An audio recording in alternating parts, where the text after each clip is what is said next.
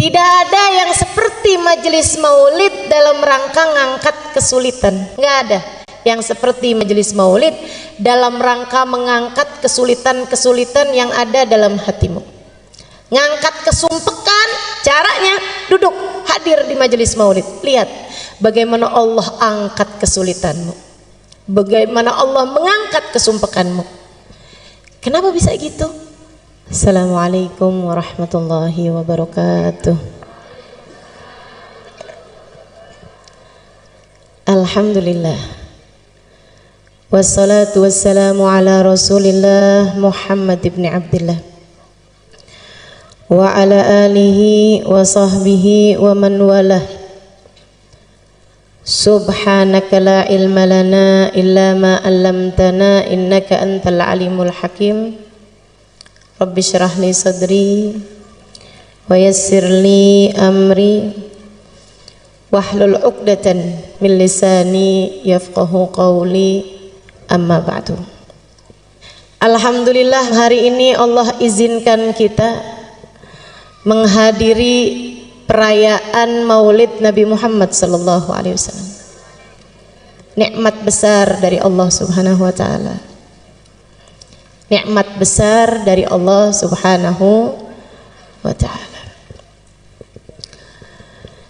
Waktu saya sampaikan kepada guru saya Hubabah Nur, saya bilang, Hubabah, doakan saya bikin acara maulid.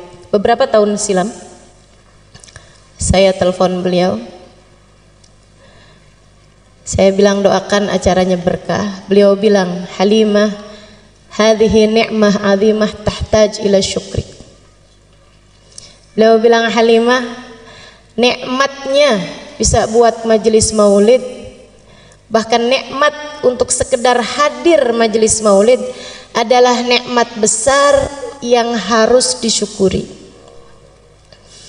Yang kalau disyukuri Allah janji la in syakartum la azidannakum. Kalau disyukuri bakal ditambahi. Kalau kita syukuri, kita hargai nikmat kita hadir di majelis maulid, insya Allah Allah tambahi tahun-tahun depan tetap bisa bikin majelis maulid. La in syakartum la azidannakum wa la in kafartum. Tapi kalau kamu ingkari, kalau kamu menganggapnya sebagai kenikmatan kecil, kalau kamu menganggapnya sebagai ya daripada nganggur di rumah, ya daripada tidur mendingan deh dengerin ada orang bikin majelis maulid, kamu tidak menghargai kenikmatan tersebut, inna azabi lasyadid. Sesungguhnya azab Allah sangat besar. Wa awwalul azab, dan awal azabnya tersebut adalah raf'un ni'mah, adalah diangkatnya kenikmatan tersebut sehingga di masa-masa berikutnya kita tidak ditakdir Allah untuk hadir majelis maulid kembali. Na'udzubillah. Ibu, kalau umur ibu sampai tahun depan pengen hadir lagi apa enggak? Adik-adik, kalau tahun depan umur panjang mau hadir lagi apa enggak?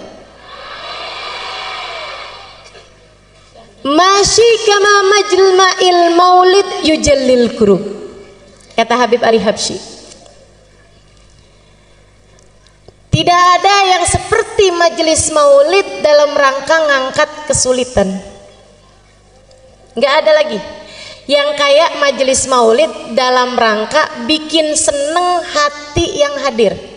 Subhanallah, nggak di mana. Kalau hadir majelis maulid, asal majelis maulidnya benar, asal majelis maulidnya khusyuk, tidak ditunggangi kepentingan-kepentingan apapun, hadir majelis maulid benar, sampai seanak-anak kecil yang hadir pada girang, pada seneng, pada hatinya berbunga-bunga, ketawa-ketawa, lari-lari, senang bener. Coba perhatikan, semua senang hadir majelis maulid. Masyi kama majma'il maulid yujallil kurub. Kata Habib Ali Al-Habsyi. Nggak ada yang seperti majelis maulid dalam rangka mengangkat kesulitan-kesulitan yang ada dalam hatimu. Ngangkat kesumpekan, caranya duduk hadir di majelis maulid. Lihat bagaimana Allah angkat kesulitanmu, bagaimana Allah mengangkat kesumpekanmu. Kenapa bisa gitu? Sebab katanya Nabi Muhammad, inda dzikri salihin tanazzalatir rahmah. Ketika disebut nama orang soleh, kita ngobrol nyebut nama orang soleh, turun rahmatnya Allah. Dan Nabi Muhammad nggak bilang tanzil, tapi tanazzal. Turun berketerusan, turun lagi, disebut lagi, turun lagi, disebut lagi, turun lagi. Rahmatnya Allah berketerusan turun selagi disebut nama orang-orang soleh. Kalau nama orang soleh disebut bisa menurunkan rahmat, bagaimana jika yang disebut adalah ainur rahmatillah, adalah hakikat rahmatnya Allah, yang kata Allah, wa ma arsalnaka illa rahmatan lil alamin. Kami utus engkau wahai Nabi Muhammad sebagai rahmat bagi alam semesta. Jadi begitu disebut nama Nabi Muhammad turun rahmat. Dan tidak ada majelis lebih banyak disebut nama Nabi Muhammadnya daripada majelis maulid. Betul nggak? Belum ya Rabbi salli ala Muhammad, ya Rabbi salli alaihi wasallim, ya Rabbi salli ala Muhammad, ya Rabbi ballighul wasilah, ya Rabbi salli ala Muhammad. Berapa banyak nama Nabi Muhammad disebut-sebut dalam majelis-majelis maulid. Maka teman-teman, saudariku sekalian saya muliakan, majelis maulid nggak ada ceramahnya aja, itu udah menurunkan hujan rahmatnya Allah Subhanahu wa taala. Karena ceramahnya tuh sebenarnya nggak penting. Jadi kalau saya nggak begitu didengerin nggak apa-apa. Kalau nggak usah pakai ceramah sebenarnya juga nggak apa-apa. Cuman kayak rugi gitu ya punya ya. Masya Allah. Masyi kama majma'il maulid yujallil kurub. Dha majma' yahdurhan nabi wa ahlul ghuyub. Sebab di majelis maulid tuh nama Nabi Muhammad disebut-sebut, insya Allah kalau sungguh-sungguh Nabi Muhammadnya hadir. Kata Habib Ali Habsyi, bukan kata saya. Yang ngomong ini orang yang sungguh-sungguh melihat sehingga bisa ngasih tahu kita. Dan Nabi kalau sudah hadir suka ngajak-ngajak. Makanya kata Habib Ali Habsyi, yahdurhan nabi wa ahlul ghuyub. Di majelis maulid dihadirin sama Nabi Muhammad dan dihadirin sama alam barzakh, sama orang-orang yang sudah wafat dari para wali-walinya Allah Subhanahu wa taala. Mudah-mudahan Sayyidah Khadijah berkenan hadir. Mudah-mudahan Sayyidah Fatimah berkenan hadir. Apalagi habis disebut-sebut namanya, natawassal bil hubaba. Siapa tuh hubabanya? Sayyidah Khadijah. Wal batulil mustataba. Siapa tuh al batul? Sayyidah Fatimah Az-Zahra. Sebut-sebut namanya, mudah-mudahan berkenan hadir. Yahdurhan nabi wa ahlul ghuyub. Makanya Sayyid Muhammad bin Alwi bin Abbas Al-Maliki pernah bercerita, dan ini cerita ma'ruf, cerita terkenal, banyak disampaikan sama murid-murid beliau. Katanya Sayyid Muhammad bin Alwi bin Abbas Al-Maliki, satu waktu saya diundang menghadiri majelis-majelis safari dakwah di Afrika. Dia bilang setiap malam pindah-pindah, malam ini di masjid ini, malam ini di masjid ini. Ada satu tempat, satu daerah, saya hadir di majelis tersebut, ada satu orang. Di antara mereka datang majelis maulid dari awal, ya Rabbi sholli ala Muhammad, berdiri sampai selesai majelis. Dalam hati saya mikir, kenapa nih orang mungkin nggak bisa duduk? Sepanjang majelis nggak duduk sama sekali. Tapi Tapi subhanallah begitu selesai majelis, waktunya ceramah, duduk dia. Wah, berarti bisa duduk sebenarnya. Habis selesai majelis, karena semua orang duduk, ada satu orang berdiri dari awal maulid sampai akhir maulid, kan bikin mata pasti akan melihat. Sayyid Muhammad tanya sama panitia, Kiai, itu yang tadi dari awal majelis maulid sampai akhir majelis maulid berdiri itu kenapa? Oh itu. Sebentar Sayyid, sebentar. Dia berdiri, lo ditanya malah pergi. Ternyata dia panggil orang itu. Dia bilang, Sayyid, biarkan dia yang cerita sendiri, jadi ceritanya lebih akurat. Saya akan terjemahkan buat Sayyid karena dia nggak bisa bahasa Arab. Ceritalah orang itu. Dia bilang, saya itu dari sejak dulu seneng sama majelis maulid, selalu hadir majelis maulid, demen. Disebut nama Nabi Muhammad disolawatin, Nabi Muhammad diucap salam, diceritakan sejarah Nabi Muhammad, seneng hati ini karena memang saya cinta sama Nabi Muhammad. Cuma beberapa waktu sesudahnya datang ada seorang ustadz, ada seorang syekh yang menerangkan kepada saya tentang maulid sih nggak apa-apa, yang masalah kenapa tuh pakai segala berdiri untuk hormat sama Nabi, nggak perlu. Sebab Nabi Muhammad bilang la tagumuli, janganlah kalian berdiri untukku. Nabinya udah bilang jangan berdiri buat aku, ngapain kalian berdiri buat Nabi Muhammad? Dia bilang dalil-dalil yang dibawa sama si ustadz ini, sama si syekh ini masuk di pikiran saya, sehingga saya kemudian sesudah itu setiap kali hadir majelis maulid waktunya berdiri, saya nggak mau berdiri, duduk aja. Yang lain pada berdiri, Pak ayo berdiri, nggak usah. Saya ucap salam tapi saya duduk aja. Dia bilang satu hari saya lagi ucap salam sama Nabi, orang-orang semuanya berdiri, tiba-tiba Allah bukakan hijab, saya lihat Nabi Muhammad datang. Dia bilang begitu saya lihat Nabi Muhammad datang, saya lihatnya, saya kepengen berdiri tapi nggak bisa berdiri.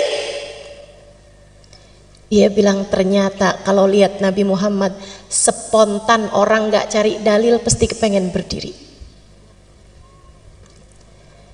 Dia bilang saya kepengen berdiri, berusaha sekuat tenaga buat berdiri, tapi saya nggak bisa berdiri. Nangis saya rasanya nggak hormat sama Nabi. Nabi datang saya nggak berdiri. Rasanya saya merasa jadi umatnya yang nggak beradab, nggak berakhlak. Ada Nabi Muhammad datang saya nggak berdiri. Saya nggak bisa berdiri, saya paksa nggak bisa berdiri. Sampai habis selesai majelis maulid saya nangis terus. Dibilang habis itu saya sakit. Sebulan, 2 bulan, 3 bulan sakit. Sakit lama sekali. Di tempat tidur. Dia bilang saya kemudian nadar. Saya tahu nih kayaknya saya sakit karena nggak hormat sama Nabi Muhammad. Dia bilang saya nadar, nanti kalau Allah panjangkan umur saya, Allah sehatkan badan saya bisa hadir majelis maulid lagi. Tidak hanya saat qiyam saya berdiri, dari awal maulid sampai akhir maulid saya akan berdiri. Dia bilang alhamdulillah Allah sembuhkan sakit saya. Karenanya tiap hadir di majelis-majelis maulid, saya pun memutuskan untuk berdiri dari sejak awal maulid sampai akhir maulid. Gak usah ditiru jadi aneh. Waktunya duduk kita duduk, waktunya berdiri kita berdiri. Tapi kan saya nggak lihat Nabi Muhammadnya Ustazah, sama. Saya juga nggak lihat. Tapi ulama-ulama bilang, dan saya percaya. Tapi Habib Ali Habsyi bilang, dan saya percaya. Dan lebih daripada semua itu, Nabi Muhammadnya bilang, ma sallama alayya ahadun min ummati illa waraddallahu alayya ruhi hatta aruddu alaihi salam. Hadis riwayat Ahmad, tidaklah umatku mengucapkan salam kepadaku melainkan Allah kembalikan ruhku sehingga aku dapat menjawab salamnya. Nabi udah bilang begitu ya, saya percaya. Karenanya di saat kita baca maulid, waktunya berdiri ucap salam sama Nabi, kita berdiri. Siapa tahu di saat para ulama-ulama kita, di saat orang-orang soleh yang bersama dengan kita, dengan hati bersih mereka dapat merasakan kehadiran Nabi Muhammad, kita pun ikut serta di antara mereka mendapatkan keberkahan Nabi Muhammad. Tidak ada yang seperti majelis maulid dalam rangka mengangkat kesulitan. Dhawakat taubatak yal asi idza batatu, kata Habib Ali Habsyi. Ini adalah waktumu wahai hamba yang penuh dosa untuk bertaubat. Dhawakat taubatak ya syarid idza batau. Ini adalah waktumu wahai hamba yang kabur untuk kembali kepada Allah. Hadir majelis maulid, hadirlah dengan mentaubati dosa. Tempat paling enak buat bikin gugur dosa-dosa.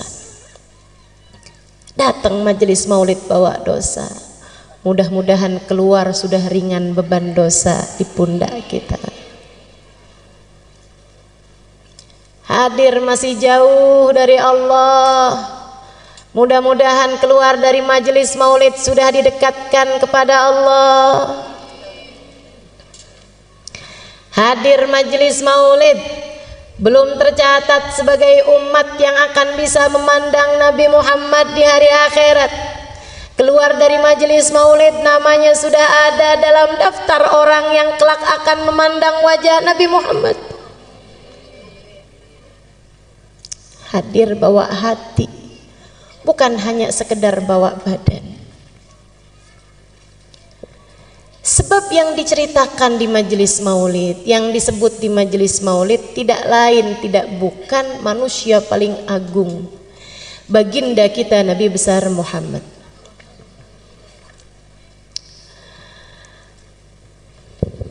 Yang sesungguhnya akan diciptakan Allah Subhanahu wa taala sebelum diciptakannya segala sesuatu. Nabi Muhammad sallallahu alaihi wasallam, laula kama khalaqtul aflaq. Andai tidak karenamu wahai Nabi Muhammad tak akan kuciptakan langit bumi dan isinya. Allah dari sejak awal menciptakan kehidupan di dunia ini karena mau mendhahirkan kekasihnya Muhammad sallallahu alaihi wasallam. Tapi karena nabinya tinggal di bumi, diciptakan buminya. Karena nabinya jadi keturunannya Nabi Adam, diciptakan kakeknya duluan. Karena nabinya harus jadi yang paling akhir, sebab yang paling akhir biasanya yang paling bagus. Makanya kemudian diciptakan dulu zaman-zaman awal sebelum didhahirkan cahayanya Nabi Muhammad. Namanya ada di tiang arsy, namanya ada di pintu surga. Bu, itu surga nggak pernah direnovasi loh. Jadi jangan dikira oh sekarang di surga namanya nama Nabi Muhammad bersanding dengan nama Allah, tapi zaman Nabi Musa Allah Musa, zaman Nabi Isa Allah Isa, zaman Nabi Ibrahim Allah Ibrahim. Enggak, dari sejak zamannya Nabi Adam ketika awal ditinggalkan di surga, Nabi Adam udah lihat di pintu surga ada nama Muhammad bersanding dengan nama Allah. Dan sampai saat itu, sehingga semoga suatu hari kita kelak memasukinya, tetap di pintu surga nama Allah bersanding dengan nama Muhammad. Nggak pernah ada renovasi, nggak pernah ada pembaharuan. Kebayang nggak sih teman-teman, di saat yang lain minta ya Allah masukkan saya ke dalam surga, ya Allah masukkan saya ke dalam surga, Nabi Muhammad namanya di pintu surga. Kebayang nggak betapa tingginya derajat bagindamu Nabi Muhammad sallallahu alaihi wasallam? Di saat yang lain mohon ampunan, ya Allah ampuni, ya Allah ampuni. Malah kalau buat Nabi Muhammad, Nabi Adam ketika memohon ampunan, Allahumma ghfirli bi barakati Muhammad. Ya Allah ampuni aku dengan berkatnya Muhammad. Manusia paling tercinta di sisi Allah. Karenanya sebisa kamu puji Nabi Muhammad, tidak pernah bisa mencapai hakikatnya Nabi Muhammad. Orang yang saya kenal muji Nabi Muhammad sampai habis-habisan, yang baru saja kita baca maulidnya itu, Habib Ali Al-Habsyi. Segitunya Habib Ali Habsyi, tiap hari kerjaannya puji Nabi Muhammad. Bait-bait syair menyampaikan tentang Nabi Muhammad tiap hari. Mahir jisila bidikrin Nabi katanya. Saya nggak gerak, saya nggak ngapa-ngapain kecuali pikiran ini selalu mengingat Nabi Muhammad. Kadang dari kangennya Nabi pengen cepet mati aja dah. Ya kadu min syiddati syuaqi fuadi yatir ilal habibil ladzi hubbu sakan fid dhamir. Dia bilang dari kangennya nih hati udah nggak tahan, aduh ya Allah cepetan deh ketemuin saya sama Nabi, terbangin roh ini menuju Nabi Muhammad, matikan saya. Habib Ali Habsyi pujiannya kepada Nabi Muhammad, al jannah masaqani min wasfiha illa likaunil hibbi fihi khayyama. Surga tidak ada yang membuat aku tertarik untuk masuk di dalamnya kecuali karena kekasihku Nabi Muhammad ada di sana. Yang sudah habis-habisan muji Nabi ini, beliau bilang, wa in kanatil alsun la tafi bi ushri mi'ashari awsafi dzalikal mausuf. Sebisa saya ngomong apa tentang Nabi Muhammad, sebisa saya muji kayak gimana tentang Nabi Muhammad, sebisa saya menyampaikan salam kerinduan seperti apa kepada Nabi Muhammad, sebisa saya bercerita tentang kemuliaan Nabi Muhammad, la tafi bi usyri mi'syari awsafi dzalikal mausuf, tidak mencapai 1% dari kemuliaannya Nabi Muhammad.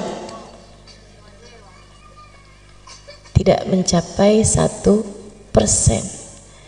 dari kemuliaannya Nabi Muhammad.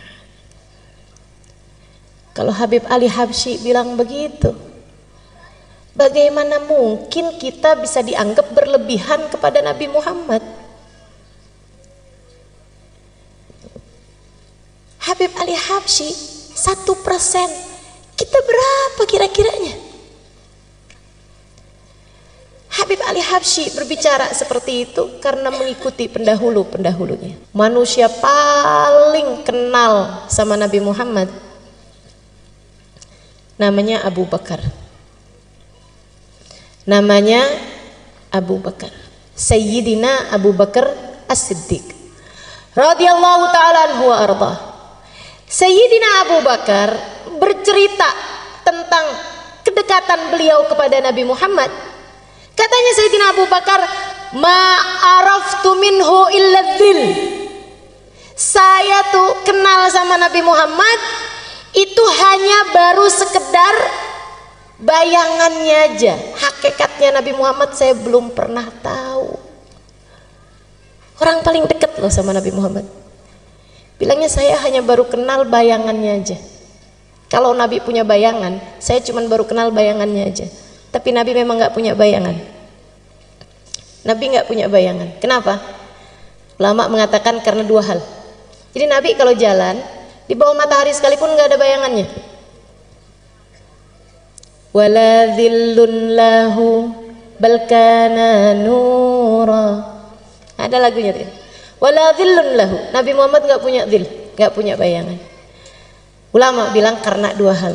Yang pertama karena Nabi Muhammad cahaya, dan bagaimana mungkin cahaya punya bayangan? Cahaya itu kalau kena ke benda padat, benda hitam baru ada bayangan. Tapi kalau cahayanya itu sendiri, cahaya nggak punya bayangan. Cahaya membayangi, tapi nggak punya bayangan. Nabi cahaya, cahayanya Allah. Karenanya kemudian Nabi Muhammad nggak punya bayangan. Itu satu alasannya. Yang kedua, Allah tidak rela ada yang menginjak bahkan sekedar bayangan Nabi Muhammad. Allah tidak suka ada orang nginjek Nabi Muhammad bahkan sekedar bayangan Nabi Muhammad. Masya Allah. Allah ciptakan manusia satu ini sempurna. Kana sallallahu alaihi wasallam ahsanan nasi khalqan wa khuluqan. Allah jadikan Nabi Muhammad sempurna fisiknya, wa khuluqan, dan akhlaknya. Kenapa sama Allah dibikin sempurna? Biar semua orang pada seneng, buat kangen sama Nabi Muhammad, pengen buat cinta sama Nabi Muhammad. Allah sengaja buat Nabi Muhammad sesempurna-sempurnanya makhluk secara fisiknya. Lam ya'ti basyarun ala mithli khalqih fi mahasini nadharihi wa sam'ihi wa nutqih. Qad khalaqahu Allahu ala ajmal surah fiha jami'ul mahasin mahsurah wa 'alaiha maqsurah. Tidak ada orang yang menyamai, mirip aja nggak ada, apalagi sama Nabi Muhammad. Apanya? Fi mahasini nabarihi wa sam'ihi wa nutqih. Dalam ketajaman penglihatannya, dalam kuatnya pendengarannya, dan dalam keindahan ucapannya. Sama Allah matanya Nabi dibikin paling indah dan penglihatannya paling indah. Sama Allah dibikin Nabi Muhammad telinganya bagus dan pendengarannya lebih bagus lagi. Sama Allah dibikin bibir Nabi Muhammad, mulut Nabi Muhammad indah, suara Nabi Muhammad indah, dan ucapan Nabi Muhammad begitu indah. Fiha jami'ul mahasin mahsurah. Dalam diri Nabi Muhammad semua keindahan ada. Jadi kalau kau tanya rambut siapa paling indah, rambutnya Nabi Muhammad. Kalau kamu tanya alis siapa yang paling cakep, alisnya Nabi Muhammad. Kalau kamu tanya giginya siapa yang paling bagus, giginya Nabi Muhammad. Makanya orang tuh asal lihat Nabi Muhammad, hatinya nggak punya kebencian, ya Allah, takluk, penuh karisma. Orang-orang kafir salah prediksi terhadap hal ini. Pernah satu waktu di awal-awal Islam, kaum kafir Quraisy, teman-teman sekalian, karena melihat banyak orang masuk Islam, gimana caranya nih mau menghambat dakwahnya Muhammad nih. Zaman itu orang menjatuhkan orang, bunuh karakter, pembunuhan karakter, pembunuhan image, itu bisa salah satu caranya dengan membuat bait-bait syair menjelek-jelekan seseorang.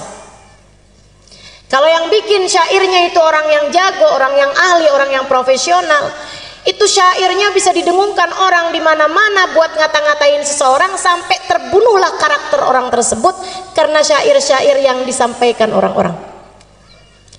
Mereka pun perlu mendatangkan seorang penyair paling hebat pada zaman tersebut bernama Hasan bin Thabit. Didatengin dari daerah lain. Hasan bin Thabit, pujangga paling terkemuka. Kalau orang melamar anak gadis, bawa syairnya Hasan bin Thabit tentang pujian kepada perempuan tersebut, lamarannya pasti akan diterima. Zaman itu. Saudaraku sekalian saya muliakan, jadi ini ceritanya mereka panggil Hasan bin Thabit. Ketemu sama Umayyah bin Khalaf, Abu Sufyan bin Harb, ketemu sama pemuka-pemuka Quraisy. Hasan, ya, dipanggil, didatangkan, dijemput. Hasan bin Thabit diundang sama pemuka Quraisy. Hasan, Kamu selama ini paling mahal dibayar orang berapa banyak? Mahal teman-teman saya sekalian. Misalnya 100 juta untuk satu syair. Kata mereka, kami akan membayarmu sekarang Hasan 2 kali lipatnya, 200 juta. Oh boleh. Apa nih jobnya nih? Kerjaannya apa nih? Dia bilang, kami minta kamu membuat bait syair, bukan memuji orang tapi jelek-jelekin orang. Oh gampang. Berapa lama kira-kira? Saya perlu lihat orangnya. Berapa lama kamu lihat? Ya, 5 menit, 10 menit. Aib orang udah bisa kelihatan 5 menit, 10 menit. Kekurangan orang, cacat orang udah bisa kelihatan. Jadi teman-teman saudaraku sekalian saya muliakan, kata Hasan bin Thabit, sebentar selesai. Baik kalau gitu. Nih kita bayar kamu 50% dulu DP setengah, 100 juta bayar. Terima sama Hasan. Dia bilang yang 100 juta lagi sesudah syairmu jadi. Siap. Siapa nih yang saya mau kata-katain? Siapa nih yang saya mau bikin gojlokan hinaan? Ya, bentar lagi orangnya datang. Nabi itu dari dulu istiqomah. Kalau tawaf jam segitu, tiap hari ya jam segitu. Makanya umat Islam ini dikenal disiplin dan istiqomah. Sholat duhur siangnya siang terus, nggak pernah ada ceritanya. Malam-malam sholat duhur. Istiqomah. Nabi Muhammad jam tawafnya orang kafir Quraisy semua udah tahu. Bentar lagi nih dia tawaf nih. Bentar lagi. Tungguin aja. No di sana, no, tungguin. Bentar lagi dia masuk. Oh siap. Siapkan bolpen, siapkan kertas. Hasan bin Thabit tungguin mana dia orangnya. Nggak lama datang Nabi Muhammad. Ya Allah. Hasan bin Thabit lihat Nabi Muhammad. Mudah-mudahan kapan waktu kita bisa lihat Nabi Muhammad.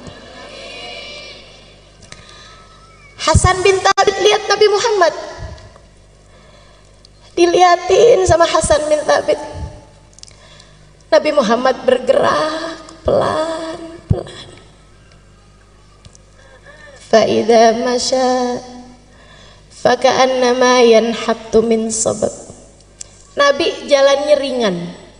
Kalau jalan seperti menuruni tangga, bukan seperti naik gunung. Orang kalau jalan naik gunung kan berat. Kalau jalan turun tangga seteringan. Nabi kalau jalan ringan. Dilihatin sama Hasan. Bagus bener nih orang. Dipandangin wajahnya. Pandangin. Dari Hasan duduk nggak puas berdiri. Dideketinya Nabi Muhammad sallallahu alaihi wasallam. Dilihatin mukanya, rambutnya,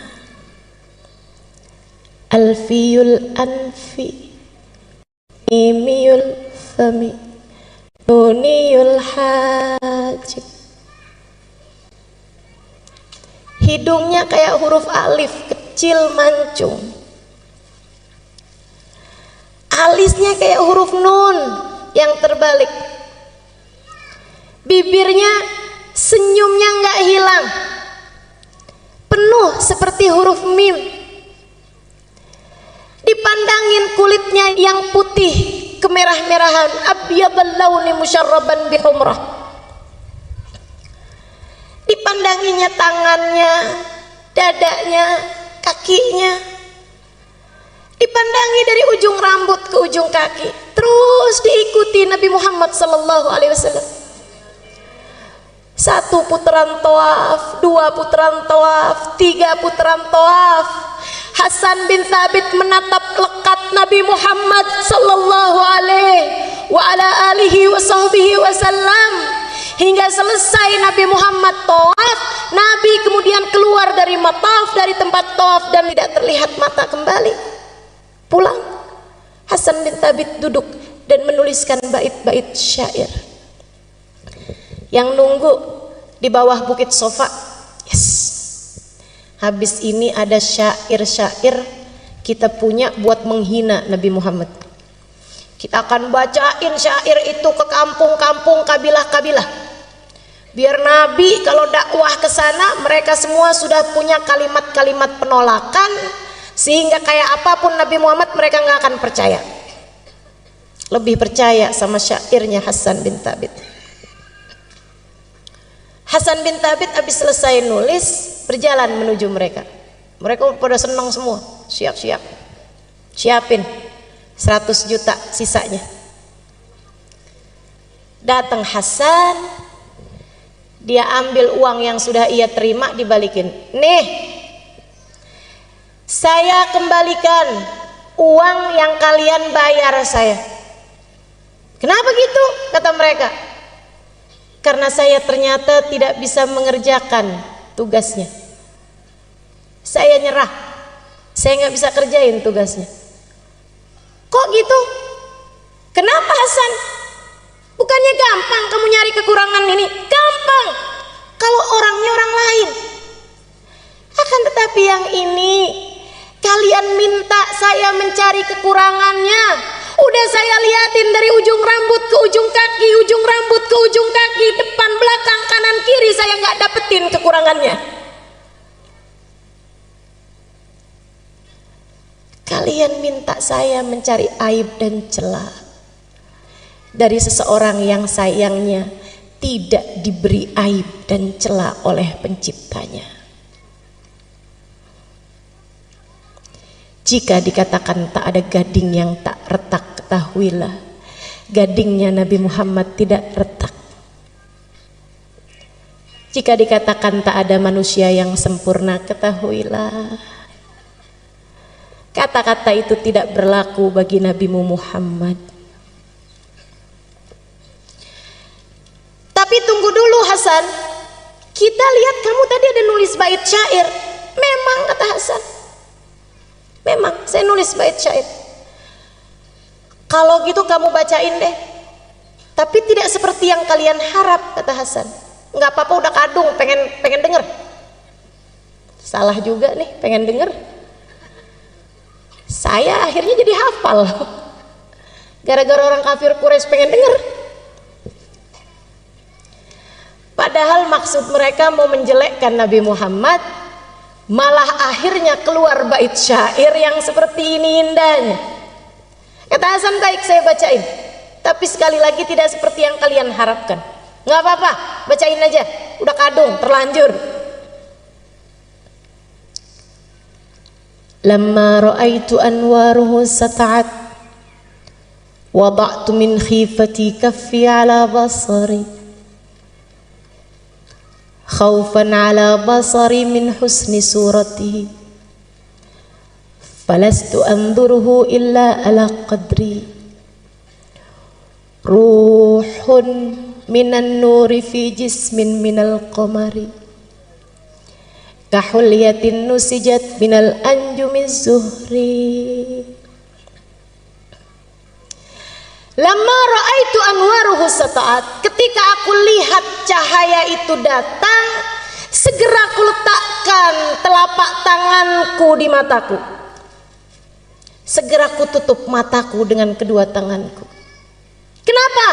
Khaufan ala basari min husni suratihi. Aku takut kilau cahayanya membuat mataku buta. Falastu anduruhu illa al qadri. Padahal aku hanya bisa melihatnya sekemampuanku, bukan sehakikatnya orang itu. Ruhun minan nur. Yang satu ini bukan manusia, akan tetapi ruhnya terdiri dari cahaya. Fi jismin minal qamari, badannya bukan daging, bukan tulang, badannya adalah purnama di saat sempurna. Kahulyatin nusijat minal anjumiz zuhri, memandangnya seperti memandang untayan mutiara yang masing-masingnya terdiri dari bintang paling cemerlang di angkasa. Kata Hasan, dan aku kira orang yang tadi aku lihat pastilah nabi yang diutus kepada umat ini. Maafkan saya, dan saya berterima kasih kepada kalian semua, sebab kalian telah menjadi sarana saya beriman kepada Nabi akhir zaman. Hasan bin Thabit nggak jadi pulang, pergi ke rumah Nabi Muhammad alaihi salam. Di depan Nabi dia bilang, wahai Rasulullah, izinkan aku, ajarkan aku untuk bisa masuk ke dalam agamamu. Nabi jabat tangannya, qul asyhadu an la ilaha illallah wa asyhadu anna Muhammad Rasulullah. Nabi kita, namanya Nabi kan pantasnya ketemu sama umatnya. Namanya umat kan pantasnya diketemuin sama nabinya. Bukan begitu? Mudah-mudahan jangan ada yang terhalang. Mudah-mudahan jangan ada yang terhijab. Mudah-mudahan jangan ada yang tertutup. Mudah-mudahan jangan ada di antara kita yang gak dianggap sebagai umat Nabi Muhammad. Sakit kalau di hari akhirat gak bisa jumpa Nabi Muhammad. Fawail liman la yarani ya Aisyah. Celaka yang di hari akhirat nanti tidak dapat berjumpa denganku wahai Aisyah. Sungguh celaka teman-teman saudariku sekalian. Nggak usah di akhirat, di dunia aja kita diceritakan tentang para sahabat berjumpa Nabi Muhammad, dan kita merasa begitu iri dan cemburu kepada mereka semuanya. Di dunia aja nyesel benar nggak bisa ketemu Nabi Muhammad.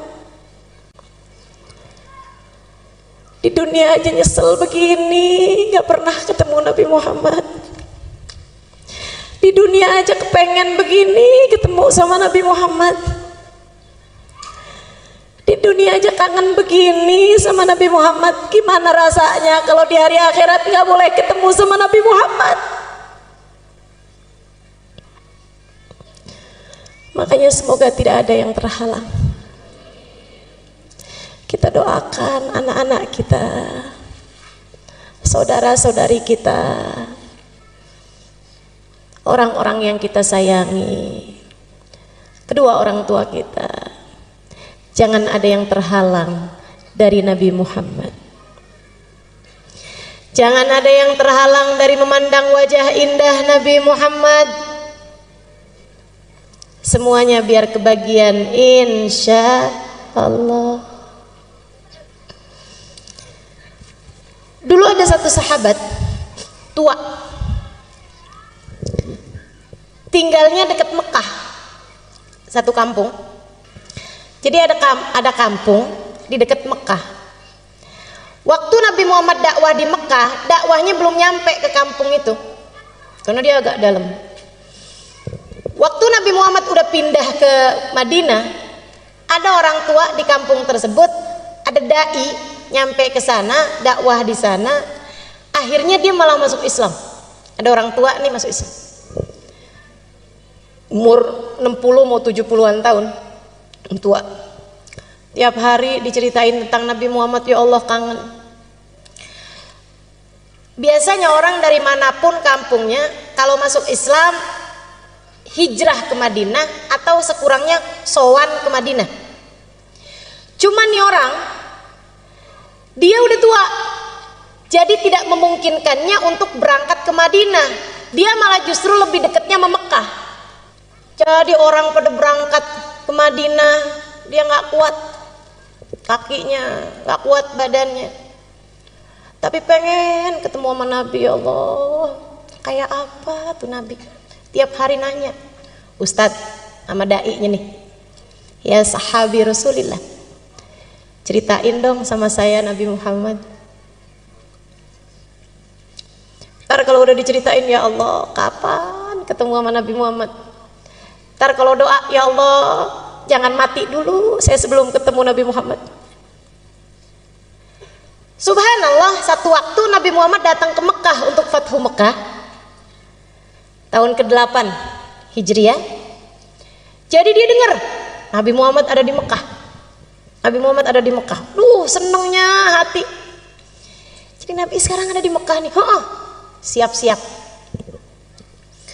Siap-siap. Minum vitamin, minum madu. Pokoknya siap-siap kuatin badan. Di waktu yang sudah dia atur berangkat. Dari kampung dia ke Mekah.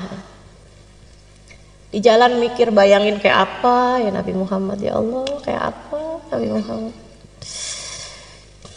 Nabi bikin saya kenal sama Allah. Ya Allah, Allah baik benar. Alhamdulillah ya Allah, alhamdulillah. Tua-tua kayak begini masih Engkau izinkan buat mengenalmu ya Allah. Alhamdulillah. Engkau memang dermawan ya Allah. Anta karim, ya karim, ya karim.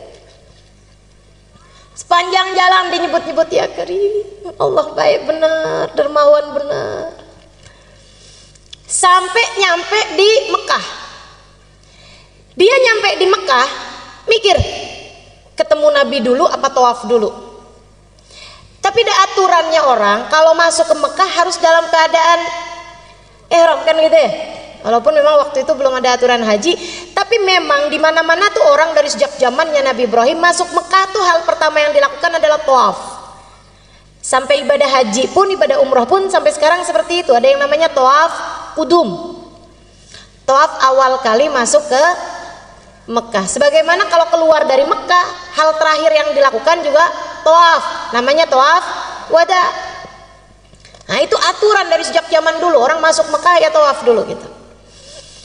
Jadi dia bilang, ya udah deh ikut aturannya Allah, saya masuk Mekah tawaf dulu aja. Abis dari tawaf baru deh saya mau cari-cari Nabi Muhammad di mana. Tawaflah dia. Tawaf satu putaran. Ingat, ya Allah, Allah baik benar. Saya udah tua begini diizinkan buat masuk Islam. Sebentar lagi diizinkan ketemu Nabi Muhammad. Ya Allah, senang benar. Ya Allah. Dia sambil mikir begitu, di saat tawaf dia bilang, ya Karim. Kenceng. Ada orang di belakangnya nyaut dengan logat yang sama juga. Ya Karim. Noleh dia. Gak seneng diikut-ikutin. Nah, demen ya. Apalagi diikutinya logatnya sama, nadanya sama, noleh. Habis noleh dia maju lagi ke depan. Untung cakep. Yang di belakang cakep bener yang ngikutin dia itu. Untung cakep, kalau nggak cakep udah saya marahin nih. Lanjut tawaf. Udah lagi enak-enak deh. Kebayang lagi gitu, Allah baik bener. Ya Karim, dia bilang. Yang di belakang nyaut lagi, ya Karim. Dia liatin lebih lama. Ini orang untung aja cakep. Habis itu, udahlah. Orang cakep memang dimaklumi. Keunggulan buat orang cakep ini ya. Urusan-urusan suka rada gampang. Katanya yang cakep.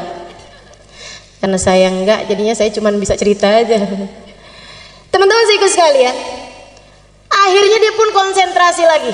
Dia lupakan nih orang di belakangnya yang cakep ini tadi. Dia lanjutkan. Kali ini entah di tawaf yang kelima, entah di tawaf yang keenam, kembali hatinya berasa bergemuruh dengan rindu. Jadi dia pun kembali berkata, sesudah memahami Allah tuh emang baik bener, mas. Ya Karim. Di belakangnya juga ya Karim.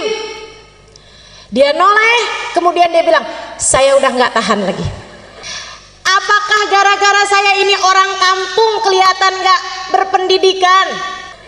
Saya datang dari kabilah jauh, dari kampung pedalaman, karenanya kamu bisa mengolok-olok saya. Laula sobahat wajhik, andai tidak karena cakepnya kamu ini, lastakaitu ila habibi Muhammad, pasti kamu ini bakal saya adukan sama kekasih saya Nabi Muhammad. Yang di belakang senyum lebar, yang diajak ngobrol senyumnya lebar. Terus tanya, Ama ta'rif nabiyyaka ya akhal Arab. Memangnya Bapak nggak pernah ketemu sama Nabi Muhammad?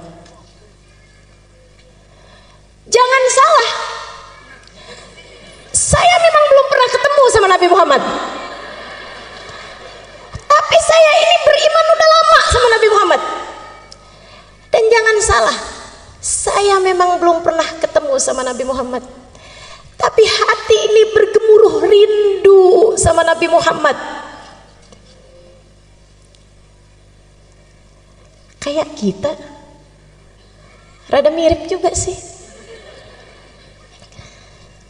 Jangan salah, kita memang gak pernah ketemu Nabi Muhammad, tapi kita udah beriman sama Nabi Muhammad dari dulu, dari lahir.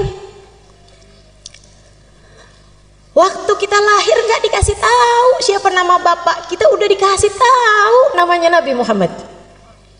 Betul? Kita emang belum pernah lihat wajah Nabi Muhammad, tapi kita udah tahu rasanya rindu sama Nabi Muhammad. Jadi dia pembelaan nih, bilang, emang saya gak pernah ketemu Nabi, tapi saya cinta sama Nabi. Orang itu senyumnya semakin lebar. Kemudian dia berkata, kalau begitu kenalkanlah Pak, saya Nabi Muhammad. Nabi Muhammad tahu gitu dari tadi ya. Ini malah udah sempet dicemberutin. Dia bilang, ya Rasulullah, dipegang tangan Nabi Muhammad, dia ciumin tangan Nabi Muhammad bolak-balik, dipegang Nabi Muhammad, dia usap-usap Nabi Muhammad. Ya Rasulullah, kangen saya kepadamu wahai Rasul, kepengen nyampe di Madinah tapi udah gak kuat, makanya saya tunggu engkau di Mekah, sebab kampung saya dekatnya sama Mekah. Maafkan saya Rasul, nggak ketemu engkau dari dulu-dulu, bukan nggak kangen, bukan nggak rindu, tapi badan ini sudah tidak lagi mampu menanggung lelahnya perjalanan. Diciumin tangan Nabi Muhammad SAW bolak-balik. Nabi kemudian bilang sama dia, jangan Pak, jangan berlebihan sama saya. Tarik tangannya sama Nabi Muhammad. Malaikat Jibril turun. Jangan berlebihan sama saya. Saya ini hanyalah manusia yang diutus sama Allah untuk menyampaikan wahyu. Jangan kamu berlaku seperti ini kepada saya, seperti perlakuan orang Nasrani kepada Nabi Isa. Malaikat Jibril turun. Bukan negur orang Arab ini, bukan negur Badui ini, bukan. Tapi yang ditegur justru Nabi Muhammad. Kamu salah Muhammad. Qad khussista bi khasa'is min indillah. Engkau justru adalah orang yang paling mulia di sisi Allah. Sehingga kalau ada orang salaman bolak-balik padamu itu pantas. Bahkan lebih dari itu pun pantas. Dan sampaikan kepada orang Arab ini, kepada orang Badui ini, pada orang tua ini, jangan dia tertipu dari kedermawanan Allah, sebab Allah maha berkuasa terhadap siapapun. Allah akan menghisab dia atas segala yang telah Allah berikan padanya. Nabi sampaikan, Pak, kata Allah, Bapak jangan tertipu sama kedermawanan Allah, sebab Allah akan bisa menghisab Bapak. Dia bilang, apa sayuhasibuni Allah Ta'ala ya Rasulullah? Tunggu Rasul, jadi maksudnya Allah tadi ngirim malaikat Jibril ngasih tahu saya bahwa saya akan dihisab gitu sama Allah, saya akan ditanya-tanya sama Allah? Iya Pak, benar Rasul. In hasabani Allah Ta'ala fa ana sa'uhasibullah. Tenang ya Rasulullah, kalau saya sampai ditanya-tanya sama Allah, saya akan balik tanya-tanya sama Allah. Nabi balik nanya, Bapak maksudnya apa Pak, mau menghisab Allah? Dia bilang, in hasabani Allah Ta'ala ala dhunubi. Rasul, Kalau Allah mempertanyakan dosa-dosa saya akan mempertanyakan keluasan ampunannya kepada hamba-hambanya. Ini biarpun kampung tapi cerdas. Walaupun Allah menanyakan kepada saya tentang dosa-dosa saya akan bertanya kepada Allah, dan di mana ampunanmu ya Allah? Bukankah ampunanmu lebih luas daripada seluruh dosa-dosa saya? Bukankah kabarnya dosa-dosa meskipun sebesar apapun, seberat apapun dilempar ke dalam lautan ampunan Allah, hanya akan menjadi kalamami, seperti buih-buih di dalam lautannya Allah Subhanahu wa taala. In hasabani Allah, jika Allah menghisab saya atas kesembronoan saya beribadah, atas kekurangan saya dalam segala macam hal, saya akan menghisab Allah Subhanahu wa taala atas luasnya kemakluman Allah Subhanahu wa taala. Allah kan maha maklum, maha afu. Allahumma innaka afuwun karimun tuhibbul afwa. Allah maha memaklumi, Allah maha memaafkan. Kalau Allah menghisab saya atas kekikiran saya kok perhitungan mau ngasih orang, karena memang saya punya sedikit, tapi saya hitung-hitung kalau mau ngasih orang. Dia bilang saya akan menghisab Allah atas kedermawanan Allah Subhanahu wa taala. Nabi nunduk, Nabi nangis. Iya ya, ya Allah, Nabi nangis. Barangkali yang ditangisin sama Nabi saat itu, ya Allah, dosa-dosanya umat saya biarpun banyak, lemparkan ke dalam lautan ampunanmu. Bener nih ya Allah, kalau memang engkau akan menghisab umatku, aku akan mempertanyakan luasnya ampunanmu ya Allah. Nangis Nabi Muhammad. Nabi urusan dosa nangisnya kenceng, kenapa coba? Nabi nggak punya dosa, Nabi tahu itu. Tapi kalau urusan dosa-dosa Nabi Muhammad nangisnya kenceng. Yang dibayangin umatnya nih, para pendosa-pendosa yang nggak berhenti-berhenti bikin dosa terus-terusan. Nabi nangis. Hatta talat lihyatuh, kabarnya sampai basah jenggotnya Nabi Muhammad. Malaikat Jibril turun lagi, kemudian bilang, ya Rasulullah, kali ini saya bawa pesan dari para malaikat langit. Mereka bilang jangan nangis wahai Rasul, sebab tangisanmu membuat seluruh malaikat di atas langit ikut menangis bersamamu. Jangan nangis wahai Rasulullah. Dan sampaikan kabar gembira dari Allah kepada bapak tua ini. Kata Allah bilang, kalau gitu aku nggak jadi menghisab kamu, biar kamu nggak menghisab aku. Kata Allah, aku tidak akan menghisabmu agar kamu tidak menghisabku. Dan sampaikan pula kabar gembira padanya. Innahu min rufaqaik fil jannah. Bapak tua itu kelak akan bersanding denganmu di surga Allah. Bukan hanya nggak dihisab, akan tetapi dia akan bersama dengan Nabi Muhammad kelak di surga. Saya dengar cerita ini, ya Allah, walaupun kita nggak ada jaminannya, tapi kan kita kepengen juga. Karenanya kita minta sama Allah di malam mulia 12 Rabiul Awal. Kita minta sama Allah, ya Allah, ya Allah, ya Allah.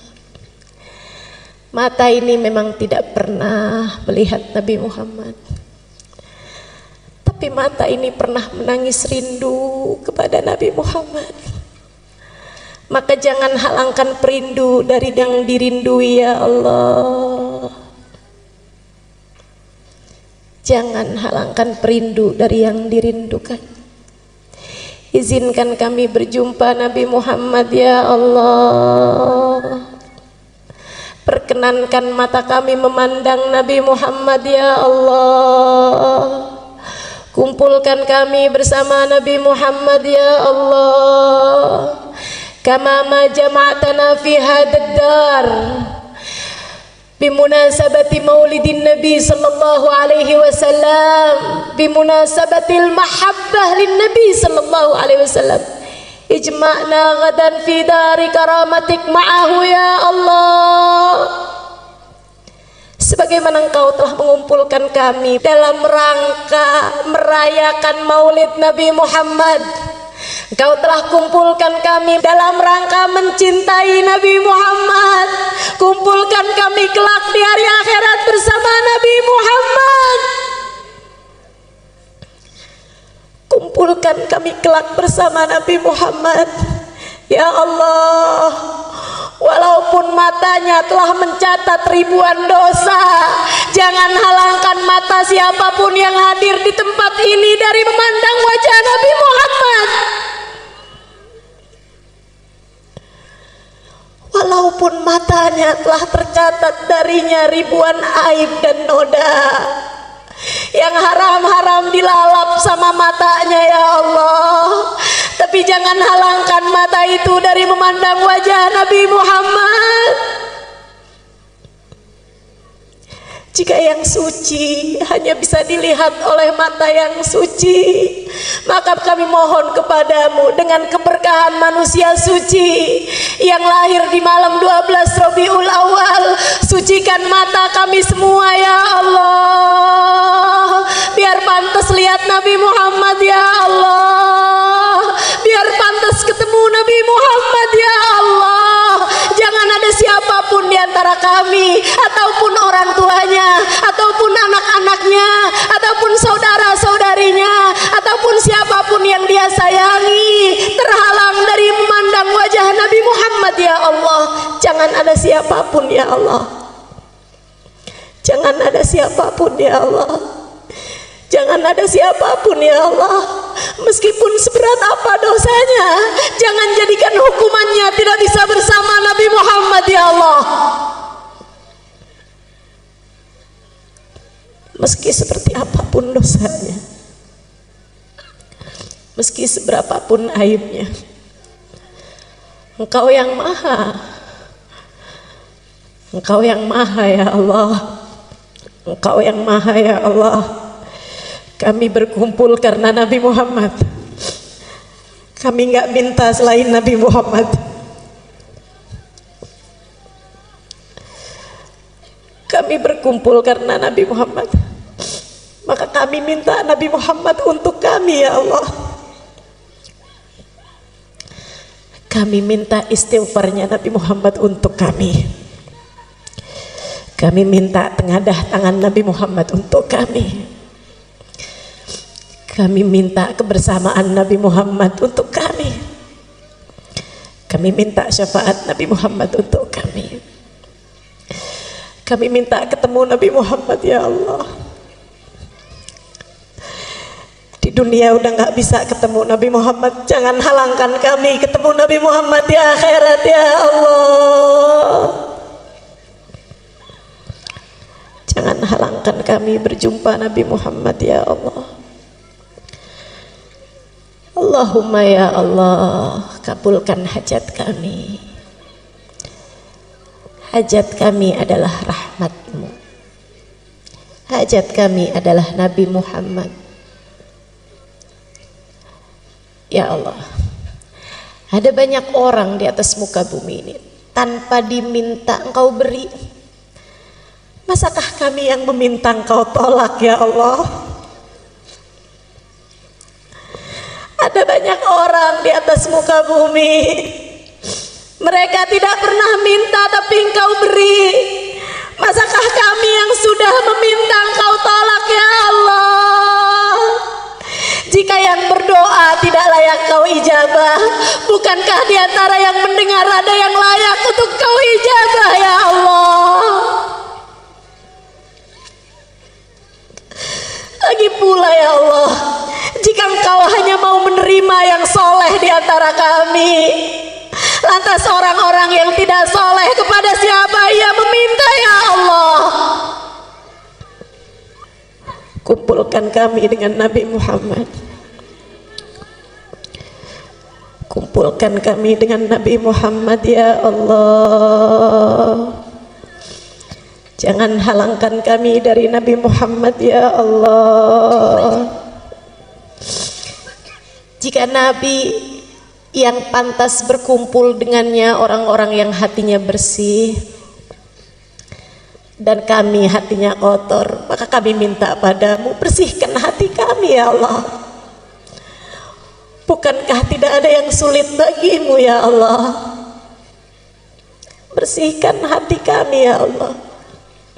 Hilangkan ujub, hilangkan hasud, hilangkan sombong, hilangkan dendam, hilangkan kebencian, hilangkan permusuhan, hilangkan ria, hilangkan apapun yang menghalangkan kami dari memandang wajah Nabi Muhammad. Hilangkan apapun di hati kami ya Allah yang menjadi penghalang kami bersama Nabi Muhammad.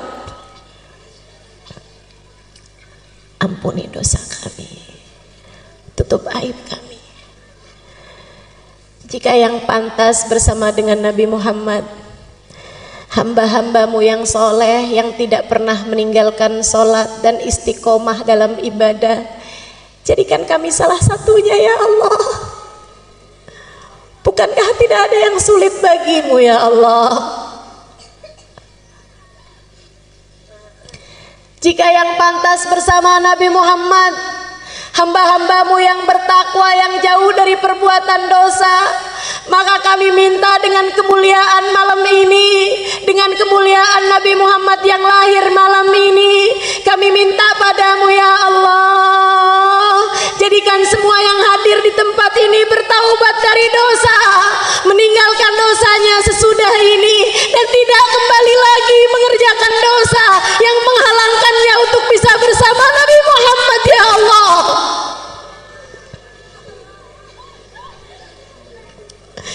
Jangan ada siapapun di antara kami anak durhaka sama orang tua. Kami tahu anak durhaka tidak akan bersama Nabi Muhammad.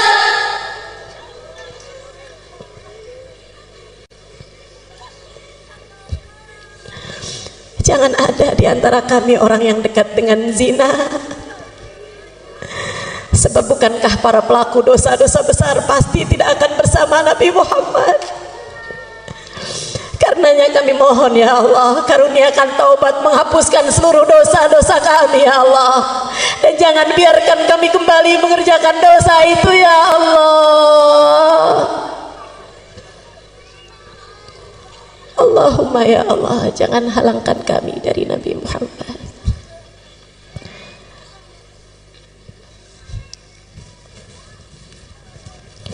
Rabbi faj'al mujtama'na ghayatu husnul khitam wa'atina ma qad sa'alna min atayakal jizami wakrimil arwaha minna biliqa khairil anami. Rabbana taqabbal minna innaka antas sami'ul alim, tub alaina innaka antat tawwabur rahim. Da'wahum fiha subhanakallahumma wa tahiyyatuhum fiha salam. Akhir da'wana anil hamdulillahi rabbil alamin. Barakatin Nabi. Al-Fatihah. Saudaraku sekalian yang saya muliakan, apa sih artinya hijrah? Hijrah itu artinya pindah. Pindah dari satu keadaan kepada keadaan yang lainnya. Diwajibkan untuk hijrah dari keadaan yang buruk menuju kepada keadaan yang baik. Kamu kalau ingin di hari akhirat nanti menuju ke surga, maka dari mulai sekarang pastikan jika sebelumnya kamu masih mengarahkan langkah menuju selain surga, kamu sudah harus memastikan langkah putar balik menuju surga. Maka saya akan sampaikan padamu beberapa pesan. Saya mau sampaikan 3 pesan aja terkait hijrah kita dalam kehidupan ini, sehingga mudah-mudahan semuanya dari dunia menuju surga, dari kehidupan di dunia ini hidup dalam keadaan bahagia, amin, sampai mati husnul khotimah, di akhirat nanti masuk surga.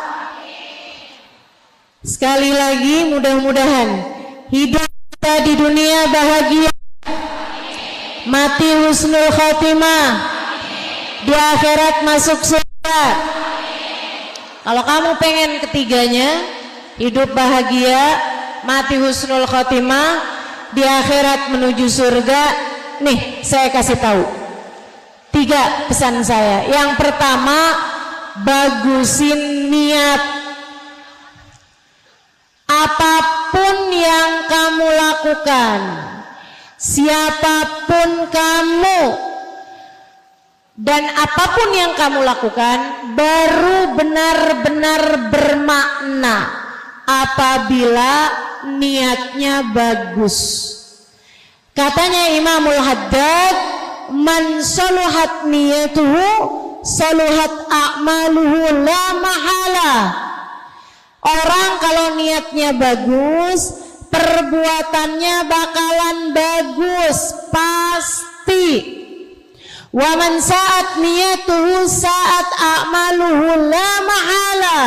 Dan kalau niatnya jelek, perbuatannya bakalan jelek.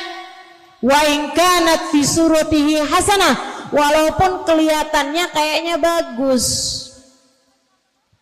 Kalau udah niatnya nggak bagus, bakalan perbuatannya juga nggak bagus. Kayak ada tuh berapa tahun yang lalu mau pemilihan anggota dewan, nyumbang karpet masjid biar dipilih. Nyumbang karpet masjid, perbuatan bagus apa nggak bagus? Niatnya biar dipilih, bagus apa nggak bagus? Saudaraku sekalian, ternyata abisnya pemilihan dia nggak kepilih, karpetnya diambil lagi. Masjidnya nggak punya karpet, kesian. Ada lagi nyumbang pintu masjid, ternyata nggak kepilih juga. Habis selesai pemilihan, pintunya diambil lagi, masjidnya jadi nggak punya. Masya Allah. Perbuatan sebaik apapun, niatnya harus bagus. Kamu di rumah biasakan punya niatan-niatan yang bagus. Ibu biasa masakin buat anaknya kan? Kalau masak niatnya yang bagus, Bu.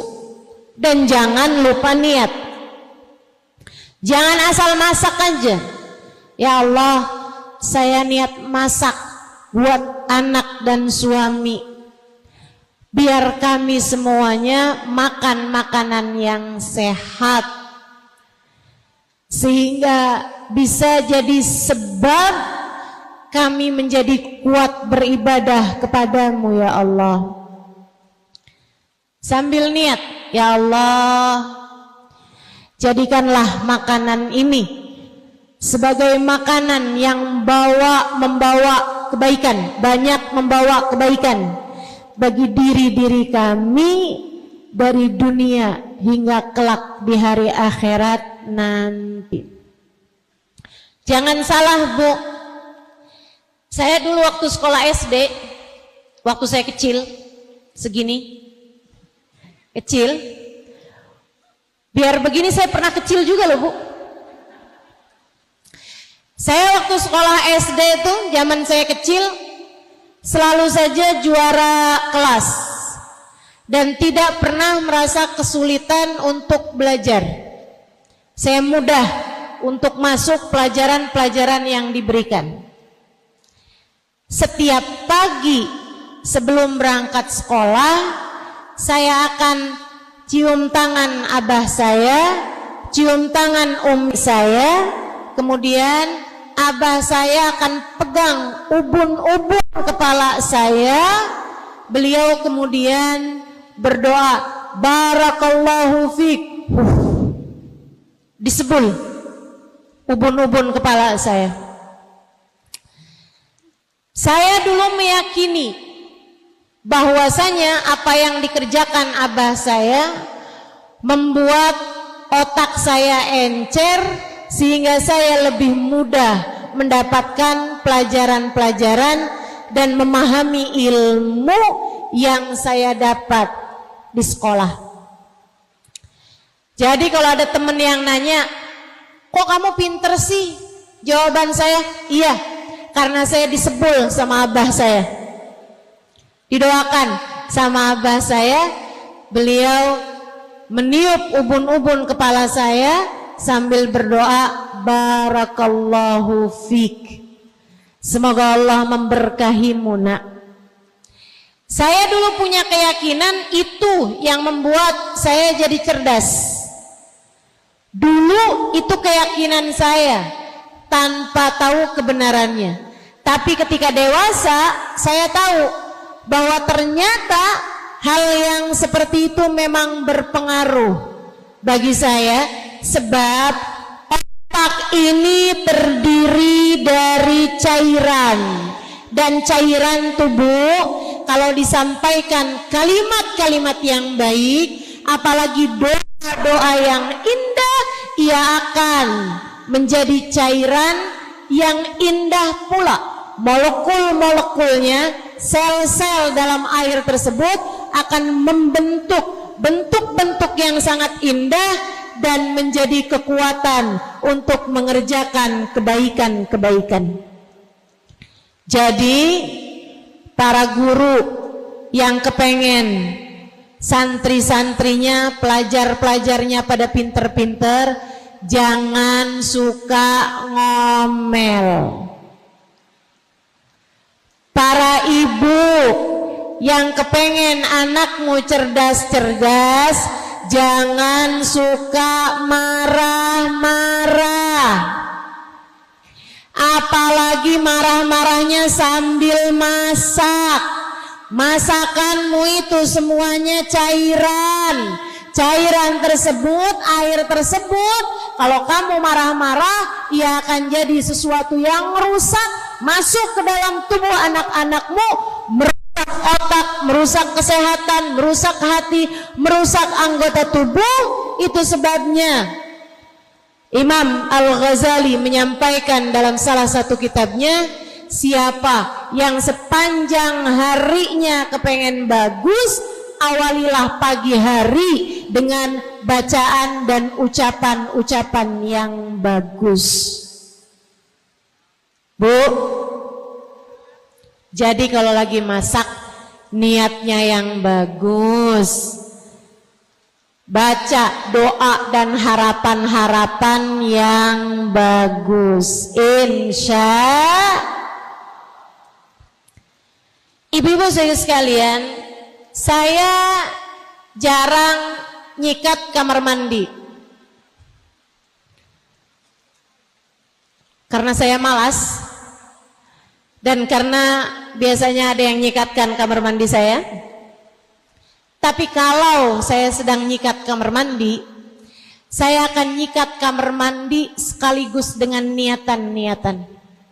Saya bilang, ya Allah, saya hanya bisa membersihkan kamar mandi.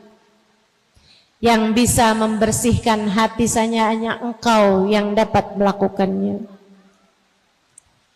Ya Allah, saya hanya bisa membersihkan dinding-dinding kamar mandi, lantai-lantai kamar mandi, toilet-toiletnya. Tapi yang dapat membersihkan saya dari dosa-dosa hanya Engkau ya Allah yang dapat melakukannya. Kamar mandi kalau nggak digosok, kalau nggak dibersihkan, begitu menjijikkan.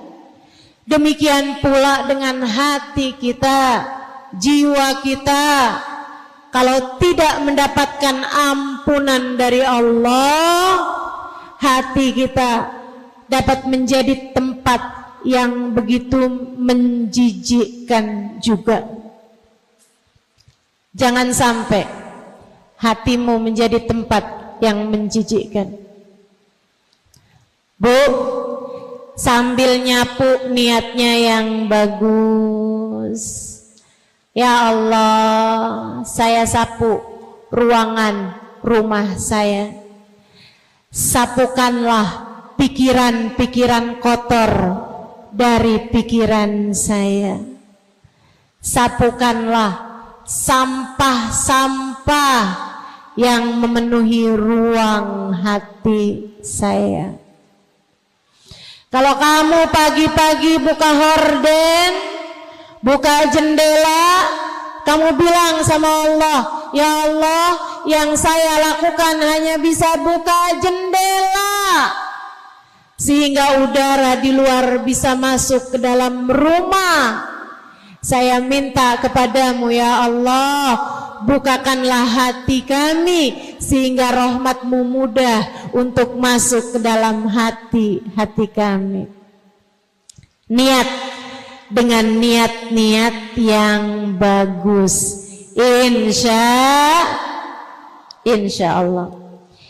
Itu untuk hal-hal sederhana yang bisa kita lakukan, apalagi hal-hal besar yang kamu lakukan dalam kehidupan. Adik-adik yang pengen kawin, kalau kamu kawin, jangan niat cuman biar seneng, apalagi cuman sekedar biar bisa jawabin omongan tetangga yang suka nanya, kapan kawin? Tuh temen-temennya udah pada gendong anak. Kalau kamu bingung jawabnya, saya ajarin. Jodoh, rezeki, ajal yang punya Allah, adanya di tangan, dalam genggaman, dalam takdir. Jadi kalau kamu terus-terusan ditanya, kamu kapan kawin, kapan kawin, jawab aja, kalau tante kapan mati. Jodoh aja sama aja deh, sama-sama gak ada yang tahu. Hati-hati, jagain mulut. Saudariku sekalian yang saya muliakan, jangan suka nanya sama orang yang habis kawin, kamu kapan punya anak? Emang dia tahu? Enggak tahu. Enggak tahu ibu-ibu sekalian. Karena yang enggak usah nambahin bingungnya orang. Kita belajar untuk bisa menempatkan segala sesuatu sesuai dengan tempatnya, insya Allah. Nah, kalau kamu kawin, niatnya yang bagus. Niat buat memperbanyak jumlah umat Nabi Muhammad. Sebab Nabi Muhammad mengatakan, tanakahu takfuru fa inni mubahin bikumul umam yaumal qiyamah. Menikahlah kalian dan milikilah anak yang banyak, sebab aku akan berbangga dengan banyaknya umatku di akhirat nanti. Kalau nikah, niat yang bagus, niat mengerjakan perintah Allah, niat memperbanyak umat Nabi Muhammad sallallahu alaihi wasallam, niat mengerjakan sunnahnya Nabi Muhammad, An-nikahu sunnati faman raghiba an sunnati falaysa minni. Nikah adalah bagian dari sunnahku. Siapa yang enggan terhadap sunnahku, dia tidak termasuk bagian dari kelompokku. Jadi yang nikah niatnya harus bagus. Kalau kamu tahu kamu hamil, mulai mengandung anakmu, niat yang bagus. Ya Allah, aku niat menjadikan anak yang sedang aku kandung ini, ya Allah, sebagai hamba yang ahli ibadah kepadamu. Ya Allah, saya berusaha untuk menjalankan kewajiban saya sebagai hamba-Mu. Saya niat untuk menjadikan yang ada dalam kandungan saya sebagai umat Nabi Muhammad yang soleh atau soleha. Gitu, niatkan. Demikian pula kalau kamu ngajar, kalau kamu belajar, apapun aja yang kamu lakukan. Nih sekarang niat hadir di majelis ini, jangan cuma sekedar pengen tahu mukanya Ustazah Halimah kayak apaan sih. Ustazah yang suka viral di TikTok itu loh, yang gak pernah kelihatan mukanya, kelihatan kursinya doang. So ikut sekalian saya muliakan, gak cukup sebagai niat-niat yang bagus, mesti dinaikin niatnya. Pengen belajar jadi hamba Allah yang tahu apa yang harus dilakukan. Pengen kumpul-kumpul dengan banyak perempuan-perempuan solehah, biar saya juga ketularan jadi hamba Allah yang solehah. Kepengen belajar dari hamba-hambanya Allah Subhanahu wa ta'ala. Kepengen punya ilmu yang punya sambungan langsung sampai kepada baginda Nabi besar Muhammad sallallahu alaihi wasallam. Sebagaimanapun saya belajar di pondok-pondok pesantren yang para pengajarnya adalah orang-orang yang memiliki sanad keilmuan sampai kepada baginda Nabi besar Muhammad sallallahu alaihi wasallam. Kenapa saya kalau ngajar nggak mau pakai cadar? Teman-teman sekalian, selain karena agar kalau saya senyum kamu juga bisa ngelihat senyum saya. Saya udah latihan senyum, nih senyum saya udah yang paling manis ini. Ini hasil usaha ini. Selain daripada itu teman-teman saya sekalian, karena ada sirrun nadhrah, ada sirrun nadhrah, ada sirnya, ada rahasia, ada keajaiban dari saling memandang. Ada keajaiban dari saling memandang. Bagaimanapun saya pernah memandang wajah guru-guru saya. Bagaimanapun, walaupun saya tentu saja jauh keadaannya dari mereka, jauh kesolehannya dari mereka, di kaki mereka, akan tetapi bagaimanapun mata saya pernah diizinkan memandang wajah Hubabah Bahiyah, wajah seorang perempuan yang kata Habib Abdul Qadir bin Ahmad, ma fi fid dunya mithal Bahiyah. Di dunia ini nggak ada perempuan senilai Hubabah Bahiyah.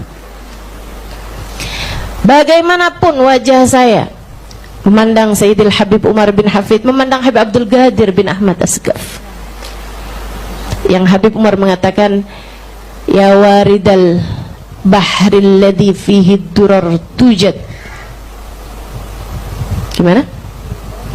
Hadzal ya waridal bahril ladhi fihi durar tujad, awrid fahada bahar Abdul Qadir ibn Ahmad. Kamu hanya sibuk memikirkan urusan kecantikanmu, kamu hanya sibuk memikirkan urusan kesehatanmu, kamu hanya sibuk mencari-cari cinta seorang manusia, mengejar-ngejar cinta seorang manusia. Kiranya akan menjadi seperti apa saat kamu kelak menghadap Allah Subhanahu wa ta'ala, ketika ajalmu tiba. Maka teman-teman, yuk, yang kiranya tidak akan dibawa mati, gak usah bela mati-matian. Sepakat? Yang kiranya gak dibawa ketika kita menuju ke dalam alam kubur kita, gak usah segitunya kamu kejar abis-abisan sampai bahkan gak halal gak haram kamu terjang semuanya demi mencari cinta seorang laki-laki, sampai semua yang haram-haram dikerjain. Kamu hamba Allah, Dek, kamu hamba Allah, kamu hamba Allah. Laki-laki yang kamu kejar abis-abisan itu, begitu kamu meninggal dunia, sudah tidak akan bermanfaat apapun untukmu. Harta, gak usah sampai segitunya kamu kejar-kejar abis-abisan. Lagian urusan dunia tuh cuma segini-gininya aja kok. Antara orang duitnya banyak sama orang duitnya sedikit, nggak terlalu banyak bedanya, Bu. Saya kasih tahu, nggak terlalu banyak bedanya kesenangan dunianya. Saya banyak ketemu orang duitnya banyak, saya juga ketemu orang duitnya nggak banyak. Saudaraku sekalian, perbedaannya tuh nggak terlalu banyak. Makan satu piring juga, nggak kemudian karena duitnya banyak makannya jadi 5 piring gitu, nggak juga. Orang walaupun bajunya banyak gak bakalan pakai tumpuk-tumpuk 5 gitu. Lagi pula antara yang mahal sama yang murah, perbedaannya tuh gak banyak. Pakai baju mahal sama pakai baju murah, bedanya gak banyak teman-teman. Bedanya gak banyak. Kadang-kadang ibu-ibu malah demenan pakai baju yang murah-murah, apalagi udah ada bolong-bolongnya ya, Bu. Betul? Masya Allah. Lauk paling enak adalah rasa lapar. Betul? Mau lauknya apapun, kalau kita makan dalam keadaan sangat lapar, enak semuanya jadinya. Saya pagi ini makan nasi kuning, enak, lahap saya makannya. Ibu-ibu sekalian yang saya muliakan, lauk paling enak, makanan paling enak adalah makanan yang dimakan di saat lapar. Jadi bukan tentang seberapa enak makanan itu, tapi tentang seberapa laparnya kamu terhadap makanan tersebut. Saudaraku sekalian, tempat tidur paling nyaman adalah rasa kantuk. Kalau udah ngantuk, Bu, ini di majelis ada yang duduk di pojokan, ngeliatin saya tapi kayak nggak ini gitu, nggak fokus. Dengerin saya tapi udah nggak nyambung. Nguap lagi, ngantuk. Apalagi pas di bawah kipas angin.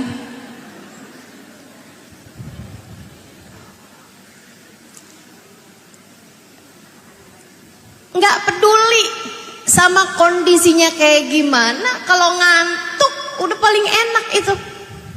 Ada banyak orang-orang yang berada di hotel berbintang 5 sekalipun, tapi mereka nggak bisa tidur kecuali dengan minum pil tidur.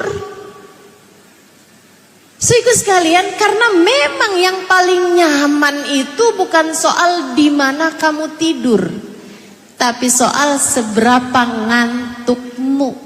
Itu dunia, kayak gitu sifatnya.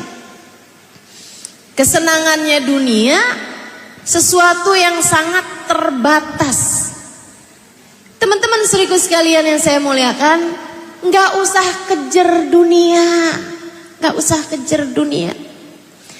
Sesaat serasa berpihak pada kita, di saat yang lain serasa tidak bersahabat buat kita. Nggak usah kejar cintanya manusia, dek. Sesaat kita dipuja, sesaat kita dicaci maki olehnya. Dunia segitu aja, segitu aja. Yang penting buat kita kejar adalah ridhonya Allah. Kata Allah dalam Al-Quran, A'udzu billahi minasyaitonir rajim, wa ridwanullahi akbar, wa ridwanullahi akbar. Dan keridhaan Allah adalah sesuatu yang paling besar. Allah kalau sudah ridho, dengarkan ucapannya kepada Nabi Allah Daud alaihi salam. Allah berfirman kepada Nabi Daud, ya Daud, utlub ridaya. Wahai Daud, carilah keridhaanku. Sebab aku kalau sudah ridho kepada seseorang, aku ridhoi dia, aku bahagiakan dia dunia akhiratnya. Bahkan aku akan ridhoi dia sampai keturunannya yang ketujuh. Wahai Daud, hati-hatilah terhadap murkaku. Karena aku apabila murka kepada seseorang, aku akan sengsarakan hidupnya hingga bahkan bisa sampai kepada keturunannya yang ketujuh. Allah kalau udah cinta sama seseorang, bisa dibahagiakan hidup orang tersebut. Orang tuanya diikut dibahagiakan, anak-anaknya ikut dibahagiakan, menantunya ikut dibahagiakan, cucunya lahir ikut Allah bahagiakan. Cucunya udah besar menikah, mantu cucunya ikut dibahagiakan, terus sampai kepada garis keturunan yang ketujuh. Allah kalau udah cinta. Allah apabila cinta kepadamu, dek, tidak masalah andai teman-temanmu yang lain sudah pada nikah. Allah kalau udah cinta kepadamu, dek, tidak masalah andai kalau datang hari raya semua bertanya, kalau kamu kapan nikahnya? Allah kalau udah cinta kepadamu, dek, tidak masalah andai apa yang orang-orang lain punya kamu tidak memilikinya. Jika Allah sudah mencintaimu, dibahagiakannya hatimu, dimuliakannya hidupmu dari dunia hingga kelak di hari akhirat nanti. Allah kalau sudah ridho kepadamu, bu, Allah ridho padamu. Allah akan jadikan suamimu ridho padamu tanpa usaha yang berlebihan. Sebab ada perempuan-perempuan usaha segala macam usaha untuk bisa jadikan suaminya sayang padanya, tapi suaminya nggak punya rasa sayang padanya. Sebaliknya, perempuan yang diridhoi Allah SWT, dia akan lihat anak-anaknya hormat padanya. Dia akan lihat suaminya sayang padanya, keluarganya sayang padanya. Karena dia diridhoi Allah. Karena dia diridhoi Allah. Perempuan yang mendapatkan ridhonya Allah, apapun yang dia inginkan akan sangat mudah untuk Allah mengaruniakan padanya dunia maupun akhirat.